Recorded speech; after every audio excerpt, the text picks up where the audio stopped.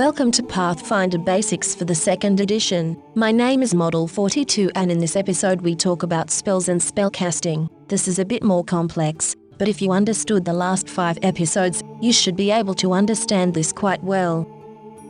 About 50% of classes are able to cast spells right from the get-go, and many enemies are capable of doing so either. Spells are classified in 4 major groups: arcane, divine, occult, and primal, as well as being part of a school, for example, evocation, divination or necromancy. These are mostly not important, but some abilities might refer to them and give bonuses while casting them, since you are able to get feats for archetypes. Other classes can be able to learn spellcasting as well, and, of course, you can always cast a spell from a scroll, as long as that spell is part of your spell list, for example, divine spells for a cleric.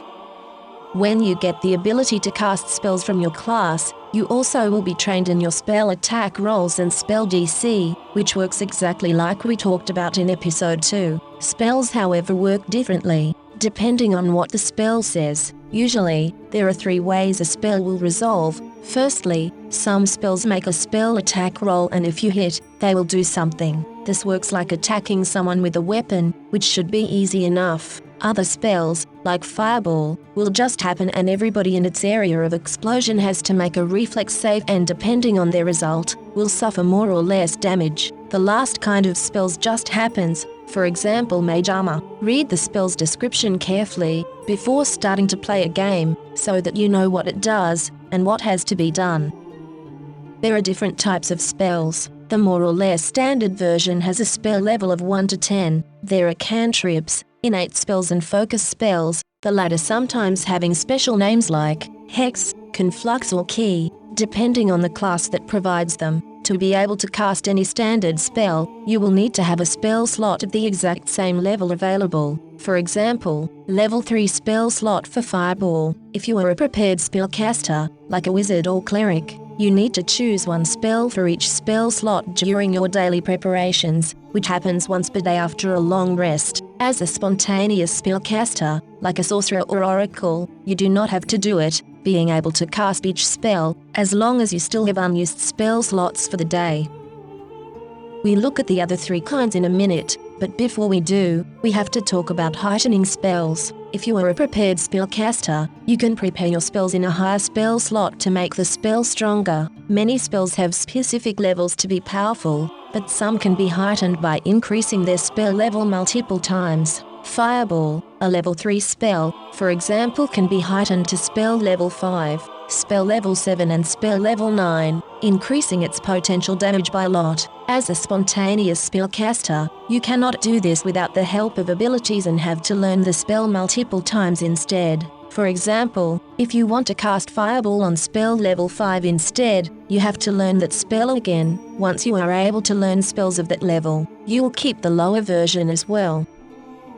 Back to the types of spells. Cantrips start as level 1 spells and can be used as often as you like per day, if you have prepared them, since they automatically heighten by +1 spell level on each of your uneven character levels. Starting at level 3, they will get stronger and stay useful through the entire game, with some of them being obviously better than others. Innate spells work the same way, but are usually limited to a certain amount of times per day and always use your charisma as a modifier, instead of the ability your class uses, which would be intelligence for a wizard or wisdom for a cleric.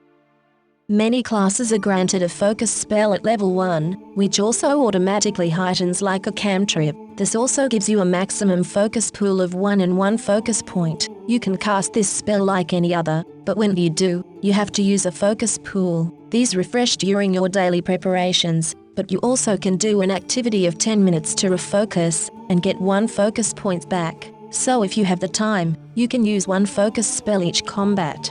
Further feats give your additional focus spells and increase your focus pool.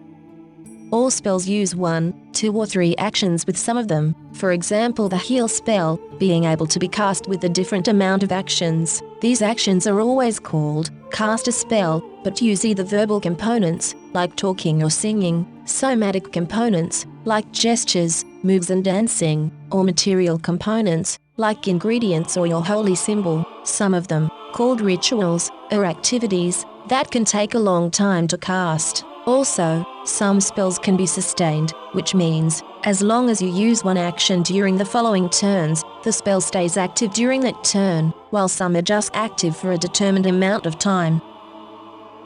This will conclude this lesson, and I know that it was a bit more to learn this time, but if this didn't sound so bad, then you know pretty much enough to be a fantastic spell slinger. More detailed information can be found in the core rulebook, starting on page 296. On page 307 you find the spell list, with the detailed descriptions of spells starting on page 316. Thank you so much for watching, and if you found this guide to be helpful at all, please leave a like, subscribe for more content, or leave a comment and tell me what your favorite spell is, and why it is Fireball.